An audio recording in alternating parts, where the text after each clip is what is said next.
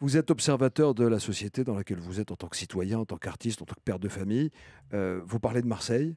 Marseille, ces derniers temps, à travers les médias, est montrée uniquement à travers un prisme de faits divers, de choses plutôt sanglantes. Ça correspond à quoi pour vous en tant qu'artiste? C'est une réalité ou c'est plutôt quelque chose d'exacerbé? Ça correspond à une forme de réalité, même si Quand même. ça occupe toute l'actualité. On a souvent dit qu'on parlait toujours des exemples négatifs. Malheureusement, ça correspond à une Mmh. réalité, à un glissement de la ville qui est encore rattrapable. Il faut arriver à mener des actions qui englobent toute la population et arrêter de croire que la culture, c'est pour un cinquième de la De population. compartimenter, on veut absolument compartimenter. Alors, selon le quartier où on est, on n'a pas droit à la même culture. Enfin, voilà. Ça peut très vite créer les problèmes qu'on connaît. Est-ce que vous avez un rôle, une responsabilité éthique et civique en tant qu'artiste qui représentez Marseille auprès de la jeunesse, par exemple? Est-ce que vous pouvez aller calmer les esprits dans un quartier ou Non, ailleurs? non, mais la responsabilité éthique, elle est dans le fait de dire la vérité. Des fois, il faut.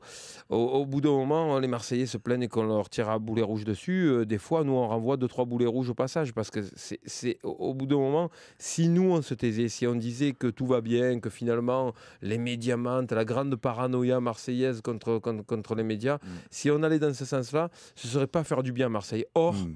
on aime Marseille beaucoup plus que des gens qui l'affirment haut et fort Et qui en tiennent les rênes. et tous les jours et qui tiennent les rênes et qui ne l'aiment pas fondamentalement. Pourquoi? Parce qu'on aime Marseille et tous les Marseillais, Mhm. la totalité. Et on ne fait pas d'a priori vis-à-vis des bourgeois comme certains gens dans les quartiers riches en font quand ils regardent les quartiers nord. Mm. Il faut que cette ville détruise ce mur invisible Puisse se regarder sans a priori, qui hein. existe au milieu sur la Canebière qu'ils apprennent enfin à danser sur les deux pieds.